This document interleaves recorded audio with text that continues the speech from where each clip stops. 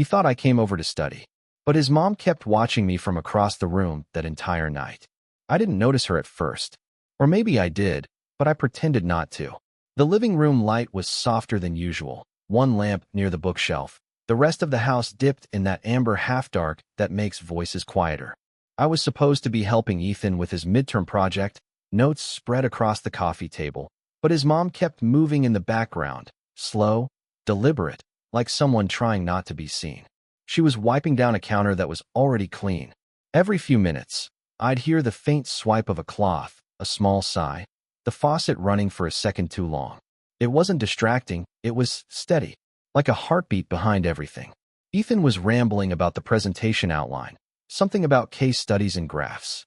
I nodded, pen tapping against my notebook, but my focus kept flicking toward the kitchen doorway, the slice of warm light where she sometimes appeared. Mrs. Hale. She wasn't one of those women who filled a room. She slipped into it. Hair tied up loosely, a few strands escaping near her cheek. Bare feet on the wooden floor. There was nothing overt about her. That's what made it worse. Or better. I'm still not sure which. She finally walked through the living room to get to the laundry area, carrying a folded blanket. The smell of detergent followed her, something soft, clean, not floral, not sweet. Just her. Don't stay up too late, she said, glancing toward Ethan. Her tone was light, but her eyes brushed past him, landed on me for just a second. It wasn't a long look, maybe half a second, but it was enough to make my breath hitch. Ethan didn't notice. He kept typing, mumbling about citations. I tried to read the page in front of me, but the words blurred. I was suddenly aware of how still she was standing in the hallway, that faint pause before she turned away. Later, when Ethan went upstairs to grab something from his room, the silence grew heavy. I could hear the washing machine starting, the rhythmic spin behind the wall. Then her footsteps again, closer this time. "You want some tea?" she asked from the doorway. Her voice wasn't loud. It carried in that low, even way that makes you lean in without meaning to. "Sure," I said. My voice cracked on the word. She smiled, barely, and disappeared into the kitchen. The sound of cups, the click of the kettle, then quiet again. When she came back, she handed me the mug carefully, fingers brushing mine for a second. Not intentional, or maybe too intentional to look like an accident. Her eyes didn't meet mine right away. She set the mug down beside my notes, the steam curling between us like a thin wall. "You're always here studying," she said softly. "You must be a good influence." I tried to laugh, but it came out awkward. Maybe just avoiding my own house. That made her look at me. Really look. Something flickered there. Understanding, maybe. Or memory. Ethan came back down the stairs, loud as ever, breaking whatever that was. She turned toward him immediately, her expression smoothing out. "Don't keep him too long, okay?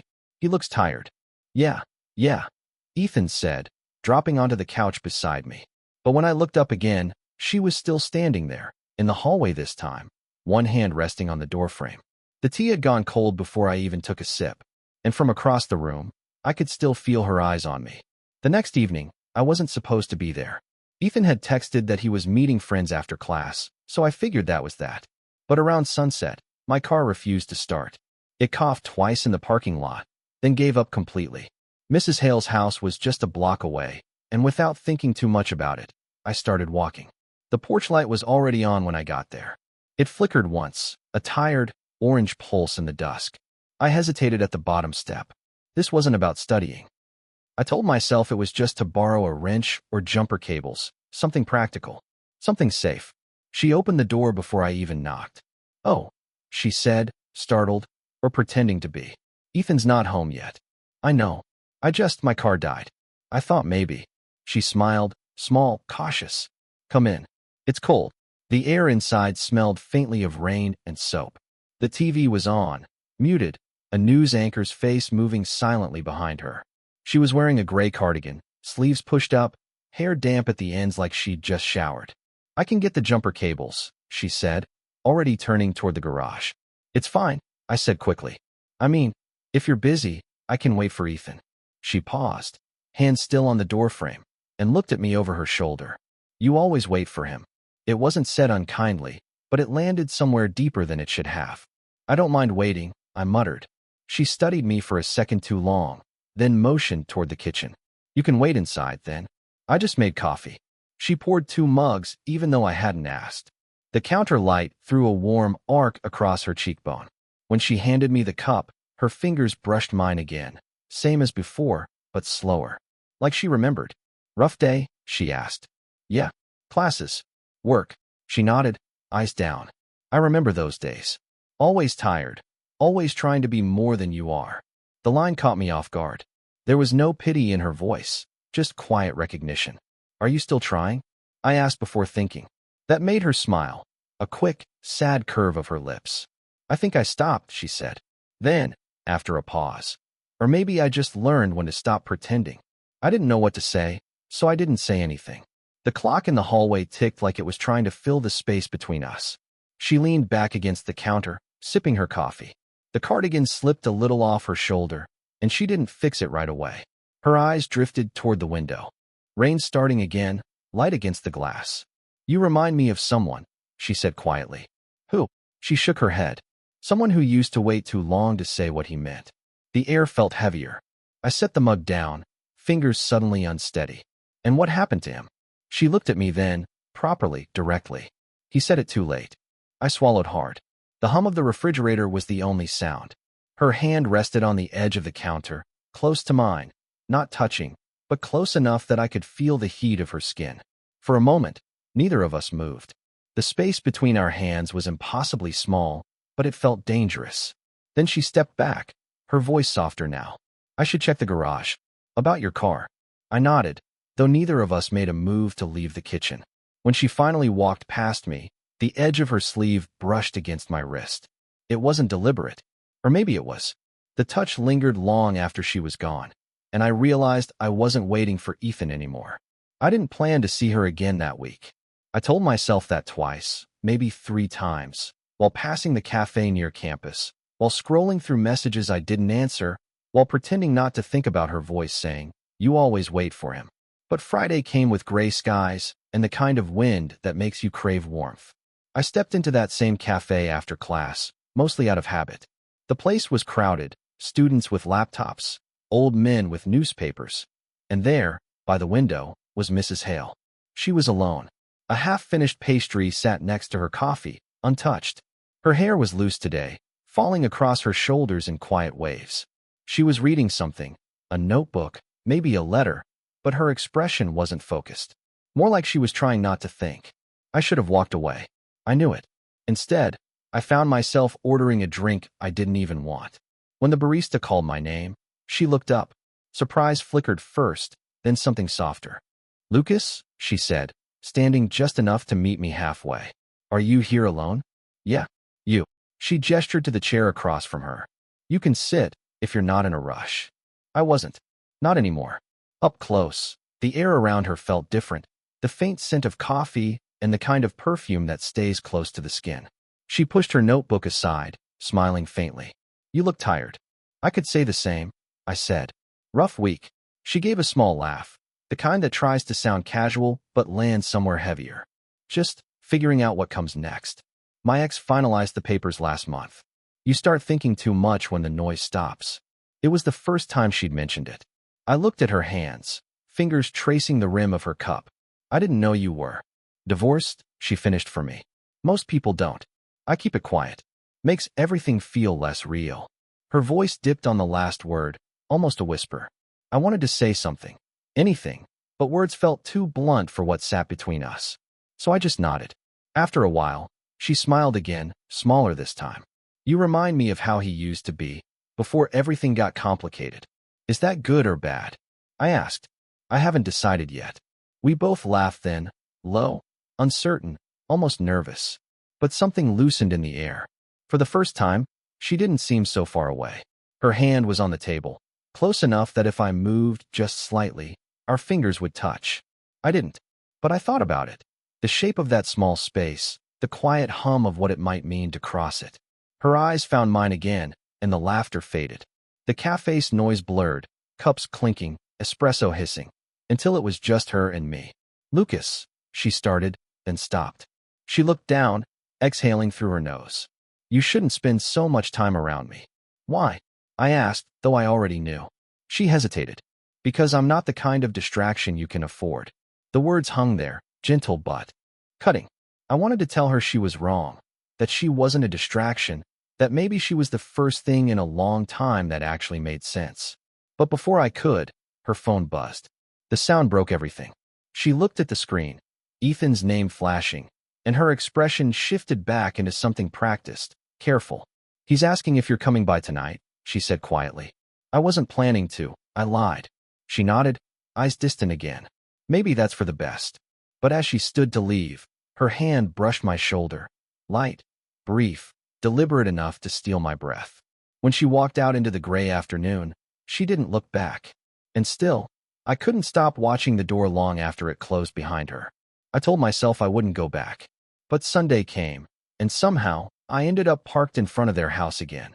Headlights off, engine ticking in the cool evening air. Ethan wasn't home. His car wasn't in the driveway. I told myself I was just dropping off his notes, just being polite. But even I didn't believe that anymore. The porch light was on, that same amber pulse. When she opened the door, she didn't look surprised this time. "Lucas," she said quietly, stepping aside. "You shouldn't keep showing up like this." "I know. Then why are you here?" I held up the folder of notes like it was proof of innocence. "Ethan forgot these." Her eyes flicked to the folder, then back to me. "He's at his father's for the weekend." I almost turned around then. Almost. But she moved first, sighing softly, pulling the door wider. "Come in, then. You look like you haven't eaten." The kitchen was dim again, only the counter light on. She poured coffee without asking, sliding the mug across the table. The air smelled faintly of cinnamon and rain from the half-open window. Neither of us spoke for a while. She leaned on the counter, arms crossed, watching the steam curl from her cup. I sat across from her, pretending to look anywhere else. "You always look nervous," she said finally. I laughed under my breath. "Maybe because you always look like you can tell what I'm thinking." That made her smile, tired but real. I used to teach people to hide what they feel. Turns out I'm terrible at it myself. The silence that followed wasn't comfortable, but it wasn't unbearable either. It felt like standing at the edge of something you can't name. "I keep trying to stay away," I said before I could stop myself.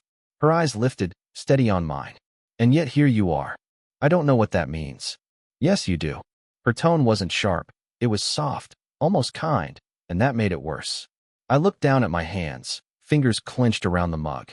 The ceramic was too hot, but I didn't let go. "You're half my age, Lucas," she said, barely above a whisper. "You should be meeting people who don't have this much history." She tried to sound amused, but her voice trembled near the end. "I don't care about that," I said. She laughed once, short, broken. "You think you don't, but you will." Something in her face shifted, like she wanted to step closer but couldn't. Her hand lifted, then fell again, brushing the table edge. I pushed the folder toward her. "You don't have to keep pretending this doesn't mean anything." "Don't do that," she said quickly. Her voice cracked on the word don't. "Do what?" "Make this real." For a moment, neither of us breathed. The air between us thickened, coffee steam, and something unspoken.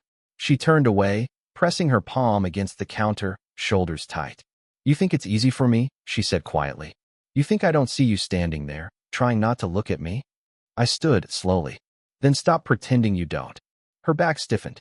She turned around, eyes bright, mouth half open, 1,000 words fighting to get out. But then a buzz. Her phone lit up on the table, Ethan's name again. The screen vibrated once, then went still. Neither of us reached for it. I don't know who moved first, but somehow I was closer. Close enough to see the reflection of the phone light fade across her cheek.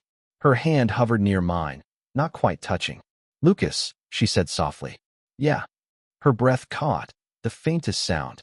Then she stepped back, breaking whatever it was. "You should go," she whispered. I nodded. But when I left, she didn't close the door right away. She just stood there, framed in the warm light, watching me disappear into the dark. 3 days passed before I saw her again. I told myself I'd stop, that I'd delete her number, that I'd quit showing up at places where she might be. But logic never stood a chance against habit. And habit, by then, had her name written all over it. It was Thursday when Ethan called. "Hey, man, Mom said you dropped off the notes last weekend. She didn't scare you off, did she?" I laughed it off. "Nah, just been busy." "She's been different lately," he said. "Kind of quiet. Guess the divorce stuff's finally over." I hesitated. "She told me." Oh, he said, surprised. She doesn't usually tell anyone. That lingered in my head all afternoon. She doesn't usually tell anyone. By evening, the sky had turned gray again.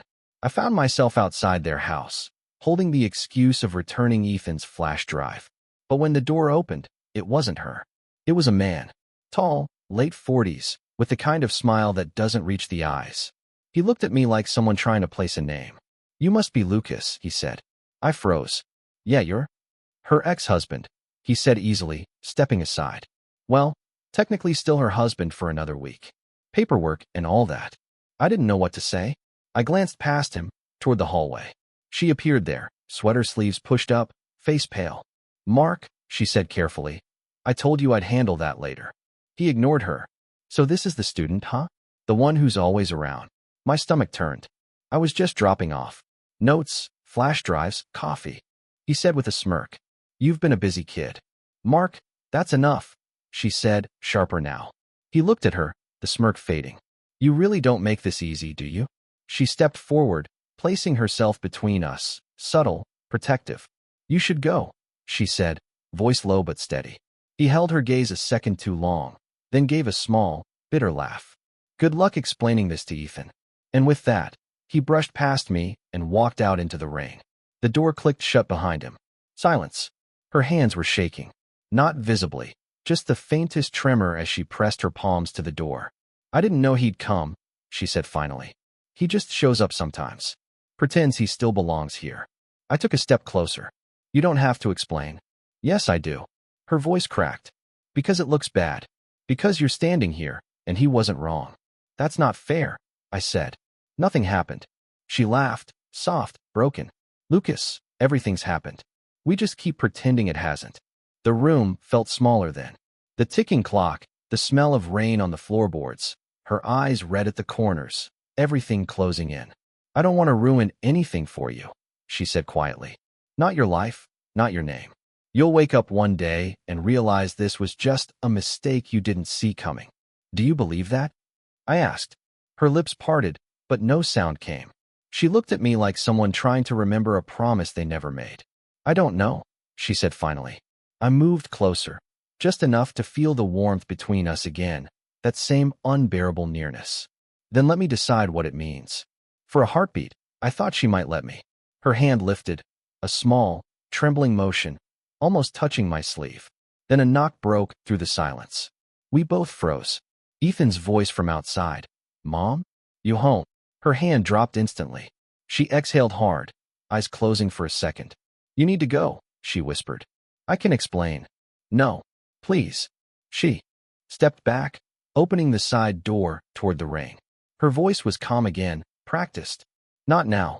I hesitated, then nodded, slipping out into the downpour as Ethan's footsteps echoed inside. The rain hit cold against my skin, but all I could feel was the heat of the moment we almost didn't stop. It rained for 2 days straight after that night. The kind of rain that makes the air smell like old memories. I didn't hear from her. Didn't text, didn't call. I tried to focus on classes, but every time I looked down at my notebook, I found myself writing her name in the margins, like muscle memory had taken over where thought left off. By the third evening, I couldn't stand it anymore. I walked to her house. No umbrella, soaked by the time I reached her porch. The lights inside were dim, but on. My heart was already pounding before I even knocked. When the door opened, she didn't look surprised.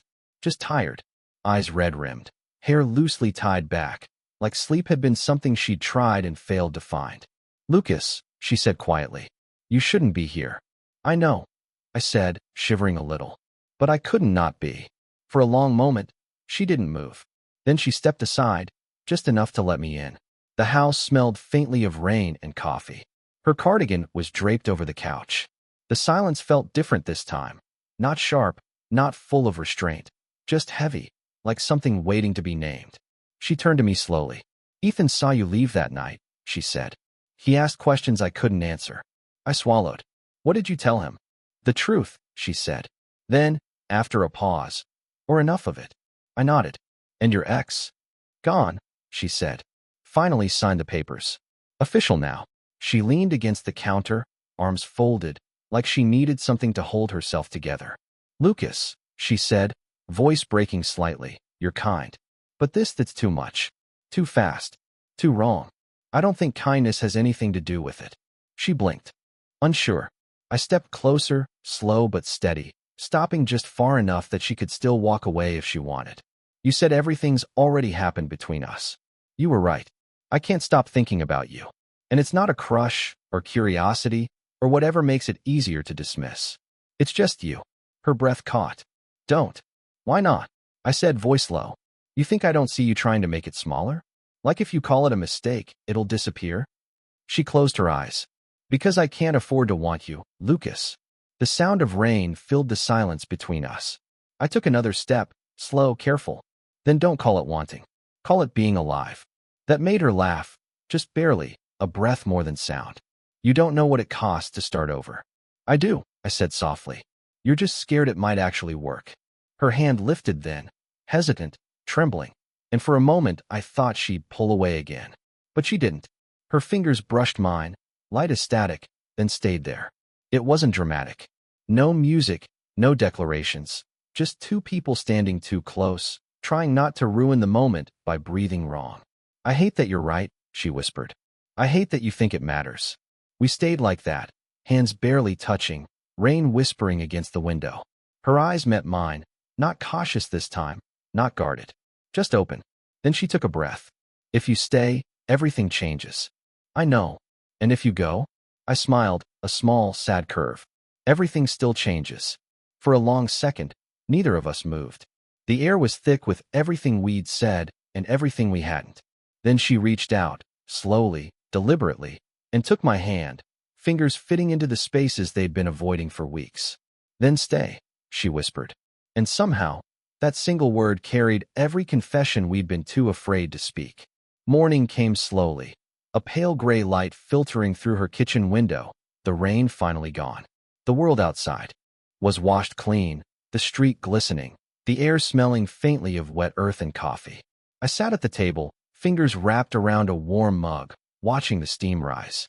Across from me, she moved quietly, barefoot, hair loose, still wearing the cardigan from last night. Neither of us said much. Words felt fragile, like one wrong sentence could break what we hadn't dared name. When she finally looked at me, there was something different in her eyes. Not uncertainty, not guilt, just calm. You stayed, she said softly. I did. A small smile tugged at her lips. You always do. She poured more coffee, slid the cup toward me, and sat down. Her movements were slower today, careful, as if she was testing what the morning allowed. I don't know what happens now, she said after a moment. I can't promise anything that makes sense. I'm not asking for that, I said. I just want something real. She nodded, eyes lowering to the mug between her hands. Real is messy. I know, I said. That's kind of the point. The silence that followed wasn't heavy this time. It was full of the things that had been building for weeks, the ache, the hesitations, the near confessions. Everything that had felt impossible now just existed, quietly, between two people who had finally stopped pretending. Later, she walked me to the door. The world outside was still damp, the air cool against my face. She stood in the doorway, leaning lightly against the frame, eyes tracing the street like she was memorizing it. Ethan will be home tonight, she said. He doesn't need to know everything. I know. I want to protect him. And you. Her voice faltered on that last word. You don't have to, I said. You already did. She smiled, but it carried something bittersweet. I'm not sure which one of us needed saving more. I stepped closer, close enough to feel the warmth from her skin. I didn't touch her, not this time. There was a quiet understanding that what we'd already shared didn't need another gesture to prove it. Maybe, I said, it doesn't matter who saved who. Maybe we just saw each other. Her breath hitched, a sound so small I almost missed it. Then she reached up, brushed her thumb against my cheek, and whispered, Don't forget how it felt. I wanted to promise I wouldn't, but promises felt too heavy. So I just nodded, and she let her hand fall. When I finally walked away, the street was bright again. The clouds had broken, and sunlight glinted through the leaves, scattering reflections across the puddles.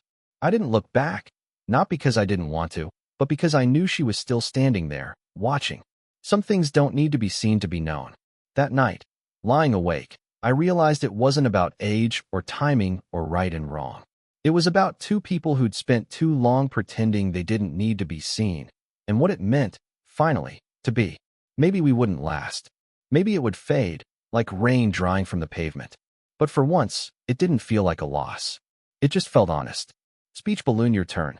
Did this story stay with you? Would you have chosen to stay or to walk away? Tell me in the comments. What kind of quiet, real love stories do you want to hear next? Something about forgiveness? Missed chances? Or maybe the one who came back too late?